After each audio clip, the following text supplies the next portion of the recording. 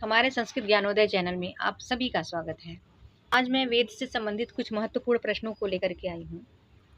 यह प्रश्न संस्कृत में है, चूँकि यूजीसी, नेट, जेआरएफ और टीजीटी, पीजीटी जो भी संस्कृत की परीक्षा होती है, संस्कृत के एग्ज़ाम होते हैं, तो वे सभी संस्कृत में ही क्वेश्चन पूछते हैं। इसलिए मैं संस्कृत में प्रश्नों को लेकर के आई हूँ। यह आप लोगों के लिए बहुत ही महत्वपूर्ण है, तो इसे आप ज़रूर देखें और अपनी परीक्षा की तैयारी करें। आज का पहला प्रश्न है, कति वेदाः सन्ति के च ते। तो इसका आंसर है चत्वारो भेदाः। कति वेदाः सन्ति माने कितने वेद हैं, के च ते और वे कौन कौन से हैं। तो इसका आंसर है चत्वारो भेदाः। 4 प्रकार के हैं वेद होते हैं। कौन कौन से? ऋग्वेद, यजुर्वेद, सामवेद और अथर्ववेद। ये तो कॉमन है, सभी लोग इसको जानते होंगे। अगले प्रश्न की ओर बढ़ते हैं। अगला प्रश्न है, वेदानां कति संहिताः सन्ति। अर्थात वेदों की कितनी संहिताएं हैं। तो इसका आंसर है चत्वारि। अर्थात 4 संहिताएं हैं। कौन कौन सी हैं? ऋग, यजुः, साम, अथर्ववेदात्। अर्थात ऋग्वेद, यजुर्वेद, सामवेद और अथर्ववेद के रूप में ये 4 वेद होते हैं। ठीक है, 4 संहिताएं हैं। अगले प्रश्न की ओर बढ़ते हैं।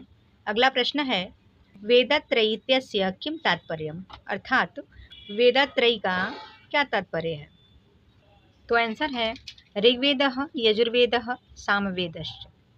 अर्थात ऋग्वेद, यजुर्वेद और सामवेद, यह तीनों वेदत्रयी के अंतर्गत आते हैं।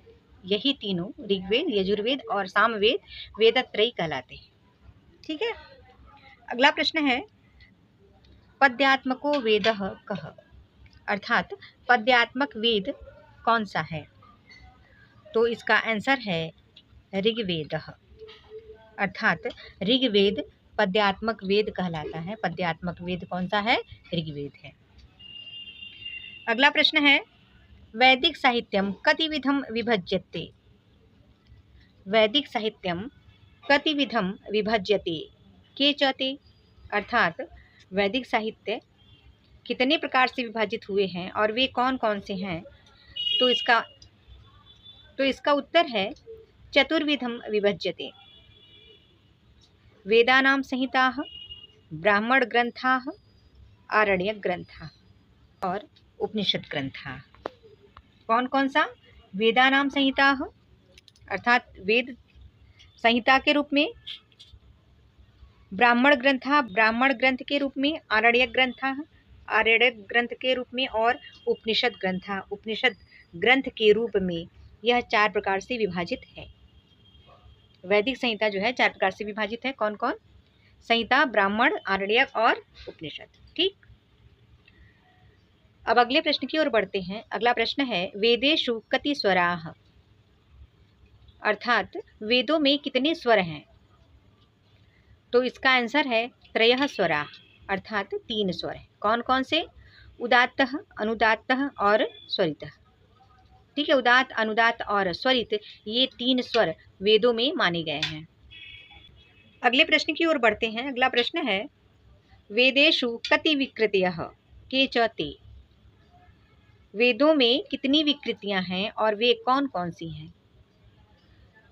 तो इसका उत्तर है अष्टविकृतयः। अर्थात 8 विकृतियां मानी गई हैं। कौन कौन सी? जटा, माला, शिखा, रेखा, ध्वजः, दंडः, रथः, घनः। ठीक, जटा, माला, शिखा, रेखा, ध्वजा, दंड, रथ और घन, ये 8 विकृतियां हैं। ये वेदों में 8 विकृतियां हैं। ठीक। अगला प्रश्न है, वेदानां कियत्यः ऋत्विजः सन्ति।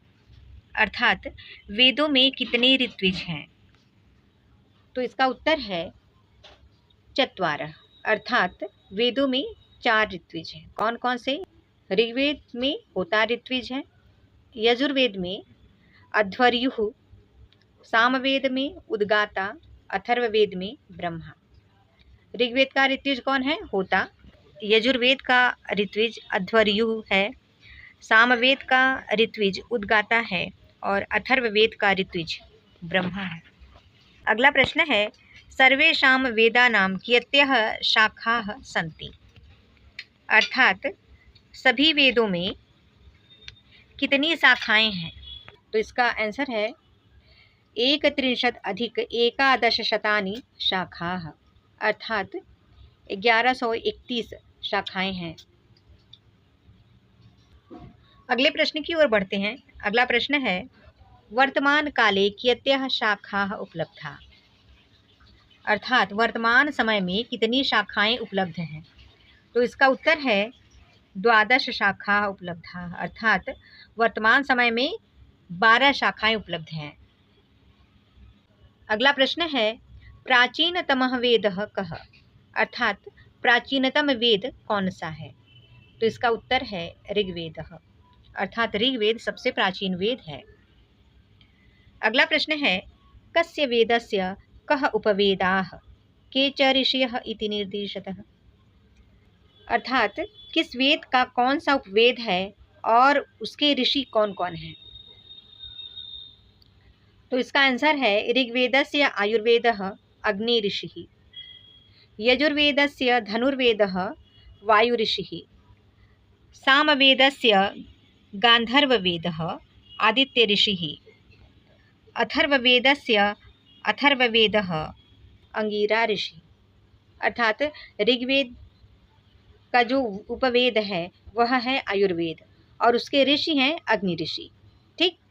यजुर्वेद का उपवेद धनुर्वेद है जिसके ऋषि हैं वायु ऋषि। सामवेद के जो उपवेद है, सामवेद का उपवेद है गांधर्ववेद जिसके ऋषि हैं आदित्य ऋषि। अथर्ववेद का जो उपवेद है वह है अथर्ववेदः और उसके ऋषि हैं अंगिरा ऋषि। अगले प्रश्न की ओर बढ़ते हैं। अगला प्रश्न है, गोपथ ब्राह्मणम इति कस्य वेदस्य ग्रंथः? गोपथ ब्राह्मण किस वेद का ग्रंथ है? तो इसका उत्तर है अथर्ववेदस्य। गोपथ ब्राह्मण अथर्ववेद का ग्रंथ है। अगले प्रश्न की ओर बढ़ते हैं। अगला प्रश्न है, प्रातिशाख्यम केन रूपेण अवगंतव्यम? अर्थात प्रातिशाख्य को किस रूप में जानते हैं या प्रातिशाख्य किस रूप में जाना जाता है? तो इसका आंसर है वैदिक व्याकरण रूपेण, वैदिक व्याकरण के रूप में जो प्रातिशाख्य है वह वैदिक व्याकरण के रूप में जाना जाता है। ठीक है, प्रातिशाख्य वैदिक व्याकरण के रूप में जाना जाता है।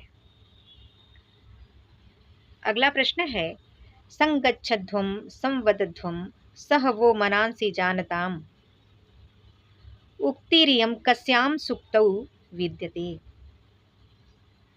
संगच्छध्वम संवदध्वम सह वो मनांसि जानताम, यह उक्ति किस सूक्त से लिया गया है?